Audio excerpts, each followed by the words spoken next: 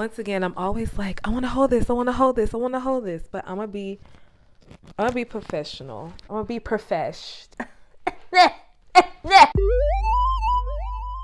Hi everybody, I'm mekalolita here at Music and Moods MP3. So if you notice, I changed the name up for my YouTube channel. I had a podcast that I was starting like in 2019. Yes, no, not I lied, 2020, that was called Music and Moods. Of course, it didn't really go nowhere, but I love the name so much. I tried to bring it back time and time again. No, this is not a podcast, but what this is now my platform where I share music and wellness, because for those of you that don't know, I am a certified yoga instructor, and that's kind of what Music and Moves was just about since the beginning, like just talking about music and what's going on. Especially this was before I was a DJ. Also talking about moods, like how are you feeling, mental wellness, creative wellness, and just talking about different things I'm going through in life when it comes to that, sharing my story, being vulnerable with you guys. So first of all, I just wanted to address the name change, and that's where we're going from here. So mekalolita only on Instagram, but when it comes to TikTok and when it comes to YouTube, Music Moods.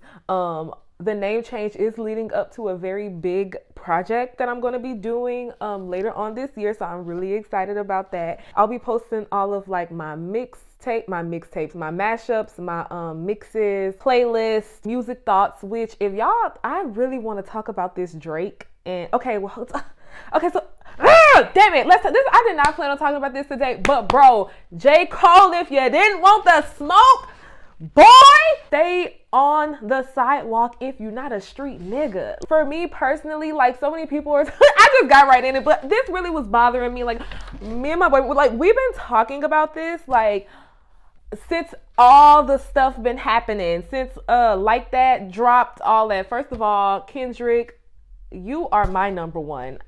You're number one for me as far as rappers goes. Like, I don't care about the charts. I feel like that's something very new. Like, I remember just growing up when it came to hip hop, when it came to rap, it's like, it's cool if you got on the charts, but also like, who cares if you got on the charts? Like, it's rap, like it's hip hop. Like, who cares about getting a number one? Are you a great rapper? And do you have a lot of money? And do you have a lot of bitches? Like, that's just all that it really like came to. When it comes to J. Cole just kind of inserting himself, I feel like he never had to release the diss that he did in the first place. That's why for me, that whack ass apology that he gave is completely null and void. Shit like that don't work with me, because you should have never said nothing in the first place, because nobody was really talking to you for real. Nobody was really talking to you for real, Jermaine. We only cared about what Drake had to say. We did not care. And it's, yes, and like everyone else said, everything that you said in that diss, we didn't believe you. You needed more people. We know no one believed you when it came to, people hyping up Kendrick Lamar. This man is a Pulitzer Prize winner. No one's hyping him up. Like, what are you talking about? This man is just great. He's really creative, and he loves the art of hip hop, the art of rap, and he's a true poet. And I mean, when it comes to J. Cole, like, great rapper, but for the last few projects, it's just been beautiful gowns. But love you, Jermaine. Book me for what's the festival called? Dreamville. Yeah, Dreamville. Book me for Dreamville one year, Jermaine. Love you down boots. Don't do no more disses. And I no longer also, and for real, from the heart, from the heart, I don't want to hear no more about you talking about how you the best and put me out there with any rapper. You know what the outcome will be. Like, now it's time for you to make music about your life. What's going on with you and the missus? We want to hear her story. We want to know what's going on with her. We ain't got to tell us your business, but like, what's your black male experience about when it comes to being a husband?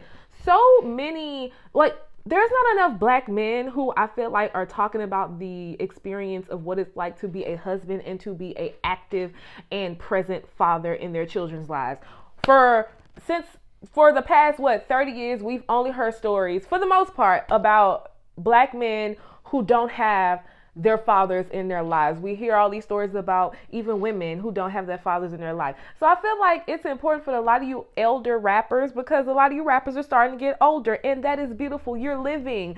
You were supposed to die at 25. You wasn't supposed to live past 25. So I'm not a person, according to the statistics that them people made, you weren't even supposed to be making it to this age. So the fact that you're here, we love you. We want to see you grow, but we want to hear you talk about things that you actually dealing with. You're not fucking on no hoes. And if you are, you too old for that. It's time to wrap it up. You're not out here in the streets. You're not drilling nothing. You're not killing. You're not stealing. Like you said, your chakras have been aligned. You have found peace in your life. Rap about the peace.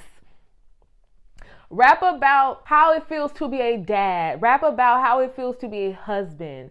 Rap about how it feels to have come from absolutely nothing and now you have everything that you ever imagined, and you're one of the highly revered artists, rappers of our time. Talk about that. Talk about what it took for you to align your chakras. Talk about it. Let's chat.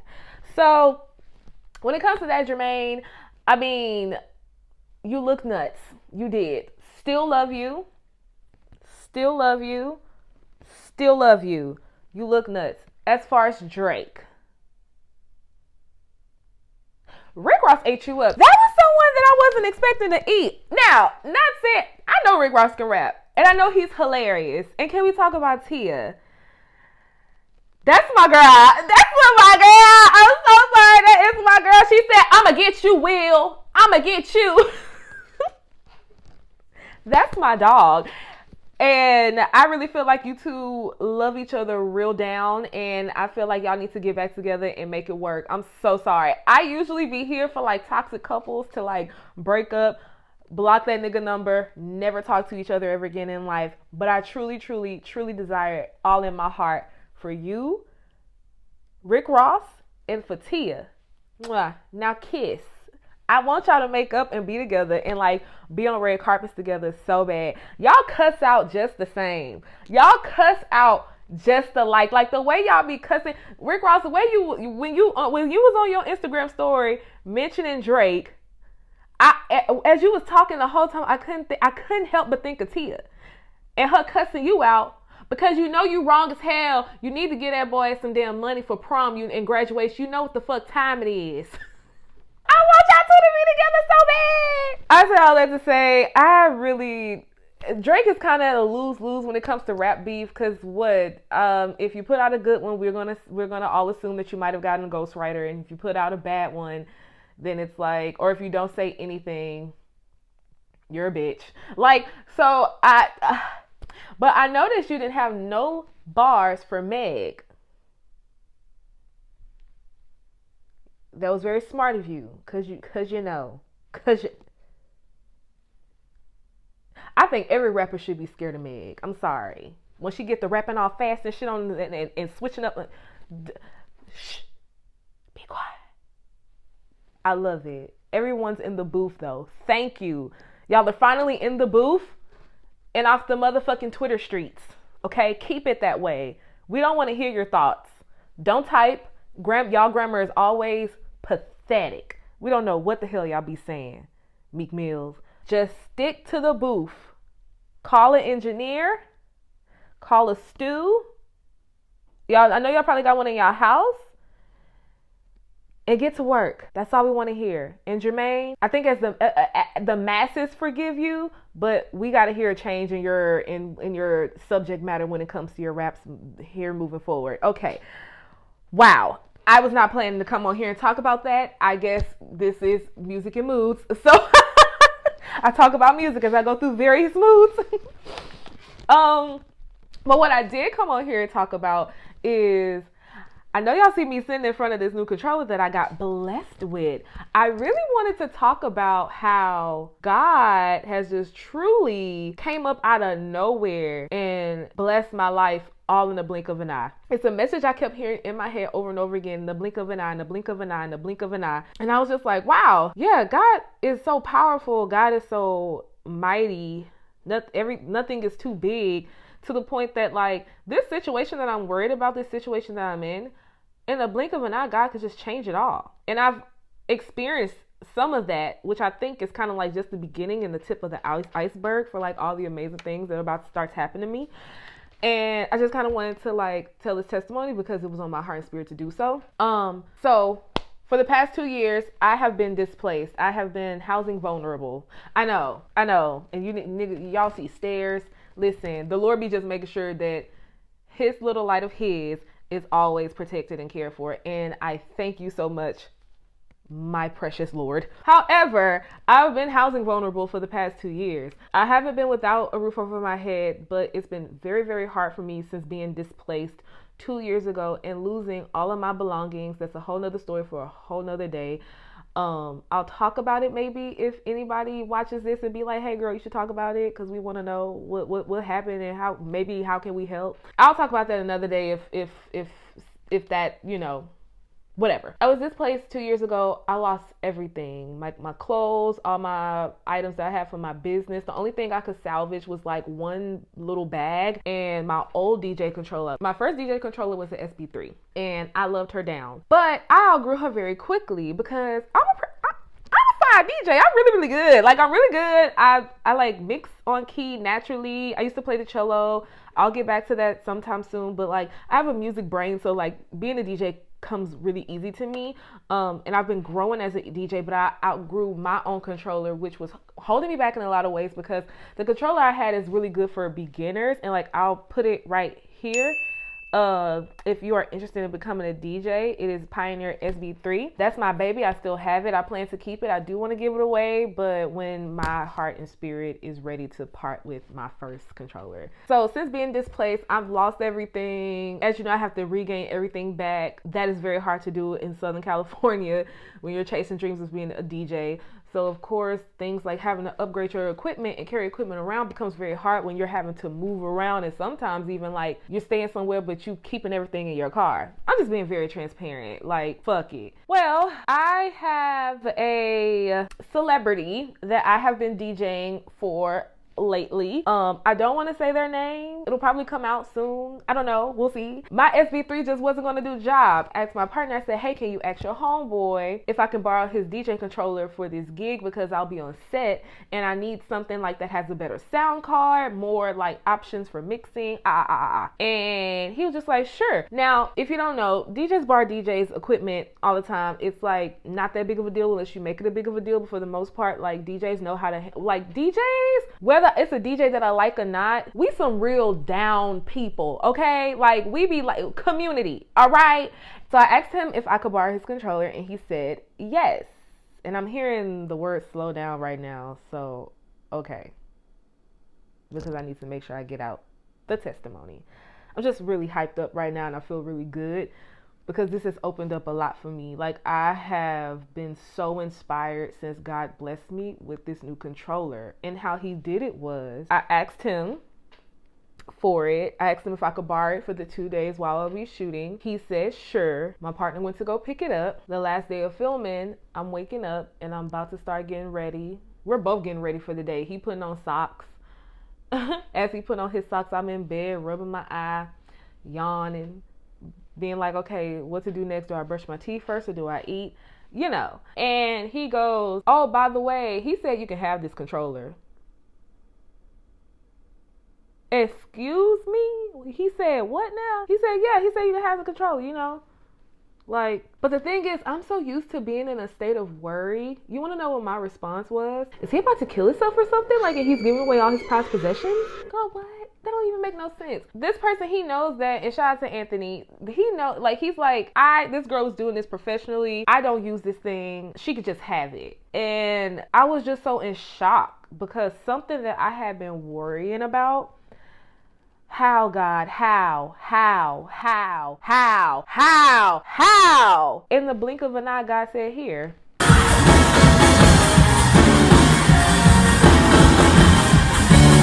And now I have this DDJ SX3 4-channel. Basically everything I need to have an amazing DJ set. Learn how to scratch. Able to use samples now. Stems. Like, I mean, these are things I would do on my SB3, but it was a little harder for like preference reasons on how I DJ. I was really at a loss for words, kind of like how I am now. And since then, I've just been practicing every day. I just posted another mashup this weekend, I was just mixing for hours over the weekend and just in so much gratitude. And the thing of it is, the other part of this testimony, because I learned so many lessons, is this controller is not the controller that I wanted to upgrade to. Because for one, it was a controller that I didn't even know existed. You know, like the main controller I was eyeing was the SRT 1000 controller from Pioneer. I'm a Pioneer girly. Love Pioneer, love Serato. Hey, I don't know. Can we work together? Hey, but I love a CDJ too, but CDJs are really expensive. Like I will be upgrading to that later. But for now, my biggest thing was I just wanted a more upgraded, expensive controller. And although this isn't the controller that I had on my like wish list of DJ things, once I really looked at this controller and just really peeped out all the specs, I was like, oh my God, this is the perfect controller for me to upgrade to. Perfect. It's perfect. Like if you have a SB3, upgrading to a SX3, or I would say even a SRT 1000, that is the perfect upgrade to upgrade from the SB3. And I kept like looking around and, you know, just inspecting it, and it has all these cool little specs that I did not even know that I was going to have. So I still got everything I wanted. It just wasn't the controller that I thought I wanted. It was something better. It was what I needed. It was what I wanted and what I needed. And he just gave, and also it was free 99. So, yeah, I just been, it's hooked up, and I am. Yeah, it's hooked up, and sorry if that was really loud and noisy, but I've just been like a kid in the candy store. I've just been so grateful. I feel like this has just expanded so much for me. It increased my faith, and also it just, like, a few months ago, I was sad, and I was down, and I was depressed, and I was questioning, should I still be doing this DJ shit? Like, I was really, truly questioning that. And this was, I feel like, was God being like, and yes, you should. Yeah, this is what you need to be doing. So I'm really grateful to God. And I'm also grateful that God like put it on his heart to bless me. I'm grateful that he was obedient to bless me. I'm just very grateful. Like I've kind of been at a loss for words. I've still just been trying to make sense of it all because this is like big to me. I'm a person that I feel like I don't be receiving big type of blessings like that. And since I've been DJing, I actually have been receiving miracles that I've noticed in my life since I started DJing. Like the fact that I'm not laying on a sidewalk by itself is a miracle. This is just kind of like here's your new fresh start. And I'm so excited and I'm very grateful. And so with that being said, be on the lookout for more mixes. I have like so many ideas and things planned. And at the end of the day, the message of this is just in a blink of an eye. Like in a blink of an eye, God can bless you in your situation. I just feel like if God did this for me, how else can God do this in other areas of my life, such as housing, career, like what other health, like what other areas, family, you know what I'm saying? Like what other areas in my life that in a blink of an eye, here you go. This one thing you was worrying about, it's no longer a problem no more. And just having the faith that those type of blessings and that God can work like that in my life has been like amplified. So yeah, I just wanted to share that with y'all. I just wanted to share that my life changed in the blink of an eye, and it's because of how God blessed me. And Drake's life changed in the blink of an eye too, when everybody just started dissing him out of nowhere. Rap beef is back. The girlies are fighting, and I'm so excited. Like I love a good rap beef. As long as no one's dying, everyone keep it cute. Put the guns down. Get in the booth. That's all we want. We just want you to get in the booth. We just want you to get in the booth. We don't want y'all to hurt nobody. This ain't Tupac and Biggie. Don't die. Don't die. Okay, anyways, I'm mekalolita, y'all. I'll see y'all next time. Bye.